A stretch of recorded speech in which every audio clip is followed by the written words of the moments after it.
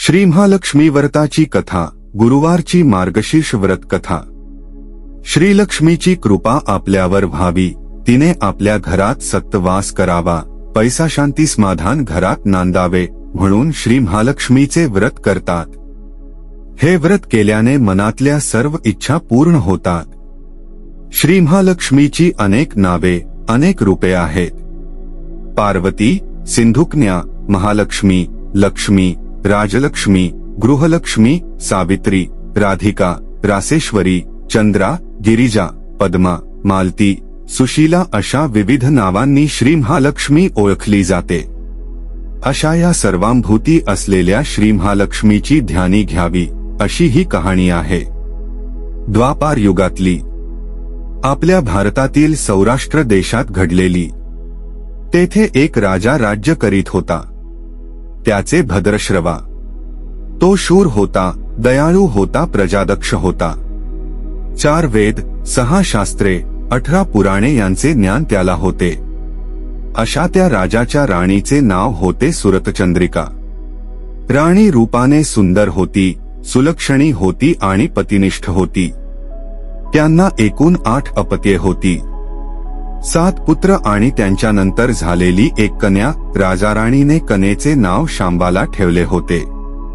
एकदा देवीच्या मनात आले, आपण राजाच्या राजप्रासादी राहावे। त्याने राजा आणखी सुखी होईल, प्रजेलाही तो आणखी सुख देईल। गरिबाकडे राहिले तर सगळ्या संपत्तीचा तो एकटाच उपभोग घेईल।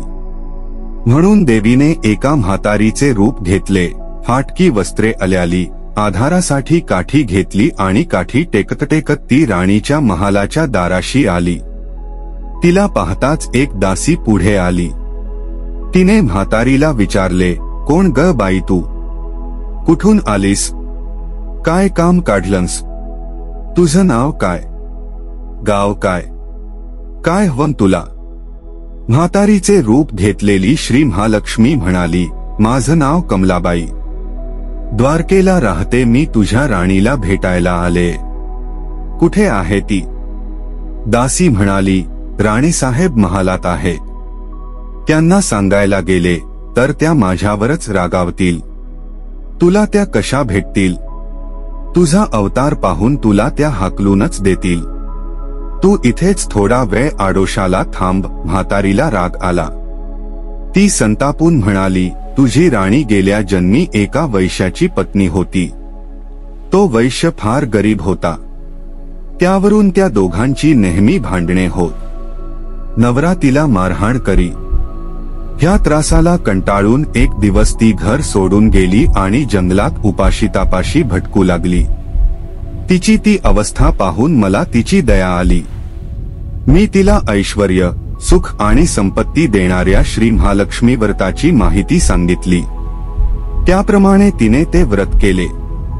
तिच्या व्रताने महालक्ष्मी प्रसन्न झाली। तिचे दारिद्र्य संपले।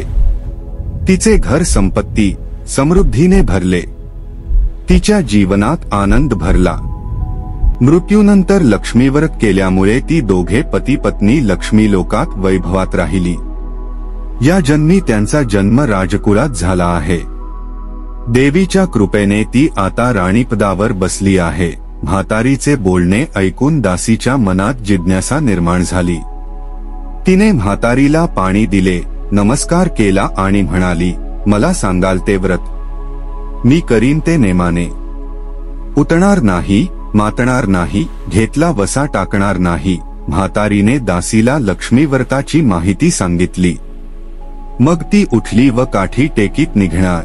तेवढ्यात राणी तरातरा महालातून बाहेर आली। फाटक्या वस्त्रातील म्हातारीला पाहताच ती संतापली आणि उर्मटपणे म्हणाली, कोण ग तू थेरडे? इथे कशाला आलीस? जा इथून। तिने पुढे होऊन म्हातारीला घालवून दिले।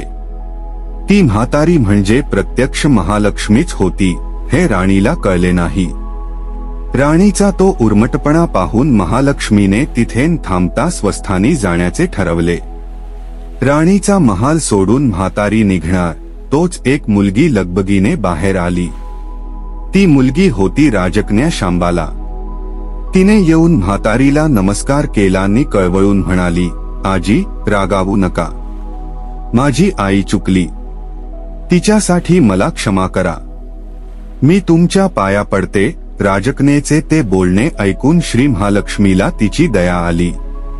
तिने शांबालाला लक्ष्मीव्रताची माहिती सांगितली. तो दिवस मार्गशीर्ष महिन्यातला पहिला गुरुवार होता. पुढे त्या दासीने लक्ष्मीव्रत केले. तिची स्थिती सुधारली. दासी पण सोडून ती संसार सुखाने करू लागली. राजकन्या शांबालानेही भक्तिभावाने सांगितल्याप्रमाणे महालक्ष्मी व्रत केले. सगळे नेमधर्म पाळून दर गुरुवारी तिने ते व्रत केले. शेवटच्या गुरुवारी उद्यापन केले.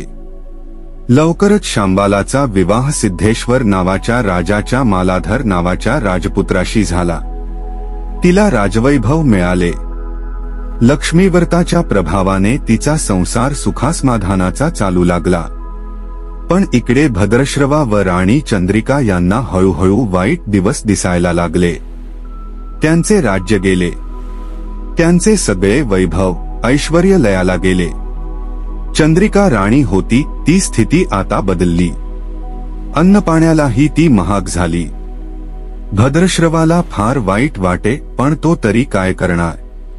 एक एक दिवस चिंतेने उगवत होता, तसाच मावळत होता. एक दिवस भद्रश्रवाला वाटले मुलीकडे जावे, तिला पहावे आणि 4-8 दिवस तिच्याकडे राहावे. त्याप्रमाणे तो जावयाच्या राज्यात आला. चालून चालून तो खूप दमला होता, म्हणून थोडा वेळ विश्रांती घेण्यासाठी तो एका नदीच्या काठी बसला. राणीची दासी नदीवर येत होती.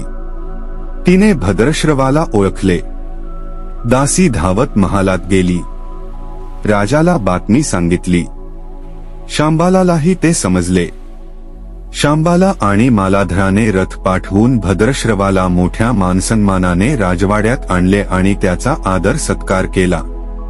काही दिवस जावयाचा आणि मुलीचा पाहुणचार घेत भद्रश्रवा राजवाड्यात राहिला. आता परत जायचे विचार त्याच्या मनात घोळू लागले. जावयाला त्याने तसे सांगितले. जावयाने संमती दिली. भद्रश्रवा परत जायला निघाला तेव्हा शांबालाने एक हंडा भरून धन पित्याला दिले. तो हंडा घेऊन भद्रश्रवा घरी आला. मुलीने धनाने भरलेला हंडा दिला आहे हे ऐकून सुरतचंद्रिकेचा आनंद गगनात मावेना. घाईघाईने तिने हंड्यावरचे झाकण काढले. आत पाहते तर काय, हंड्यात धन नव्हतेच, होते फक्त कोळसे. महालक्ष्मीच्या अवकृपेने हंड्यातल्या धनाचे कोळसे झाले होते. चंद्रिकेने कपाळावर हात मारून घेतला. भद्रश्रवा हा चमत्कार पाहून चकित झाला होता. दुःखाचे दिवस संपत नव्हते. दारिद्र्याचे भोग सुटत नव्हते. सुरतचंद्रिकेला एक दिवस काढताना जीव मेटाकुटीला येत होता. एक दिवस सुरतचंद्रिकेच्या मनातही लेकीला भेटायची इच्छा निर्माण झाली. त्याप्रमाणे ती लेकीच्या घरी जाण्यासाठी निघाली. तो दिवस मार्गशीर्ष महिन्यातला शेवटचा गुरुवार होता. सुरतचंद्रिका लेकीच्या घरी पोहोचली तेव्हा शांबाला व्रताचे उद्यापन करीत होती. शांबालाने आईकडूनही महालक्ष्मी व्रत करवून घेतले.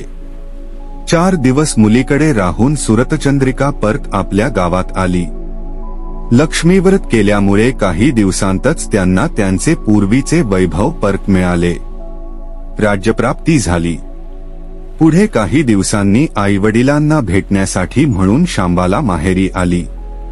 पण बाप भेटायला गेला असताना त्याला शांबालेने कोळसा भरलेला हंडा तरी दिला होता, पण आपल्याला मात्र काहीच दिलं नाही. हा राग राणीच्या मनात होता.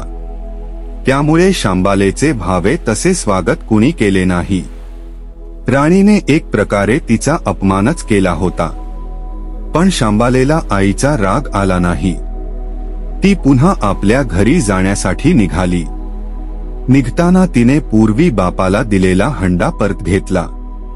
त्यात मीठ भरले व तो हंडा घेऊन ती आपल्या सासरी आली.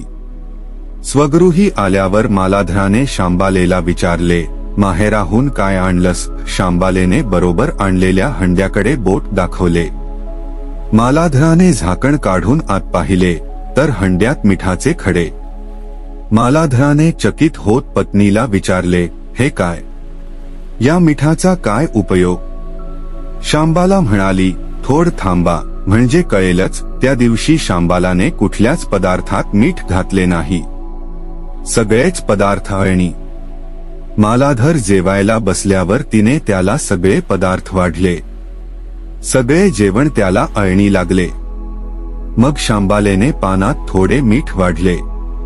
अन्नपदार्थात ते मिसळताच बेचव अन्नाला चव आली. हा मिठाचा उपयोग, शांबाला पतीला म्हणाली. मालाधरलाही तिचे म्हणणे पटले. थोडक्यात, जे कुणी महालक्ष्मी व्रत श्रद्धेने आणि मनोभावे करतील त्यांना श्री महालक्ष्मी प्रसन्न होऊन त्यांच्यावर तिची कृपा होईल. पण श्रीमंती आल्यावर सुद्धा माणसाने उतू नये. नित्यनेमाने श्री महालक्ष्मी व्रत करावे. देवीचे मनचिंतन करावे, म्हणजे देवी सदैव तुमच्या पाठीशी उभी राहील, तुमची कामना पूर्ण करील. महालक्ष्मीची ही कथा कहाणी गुरुवारची सुफ संपूर्ण.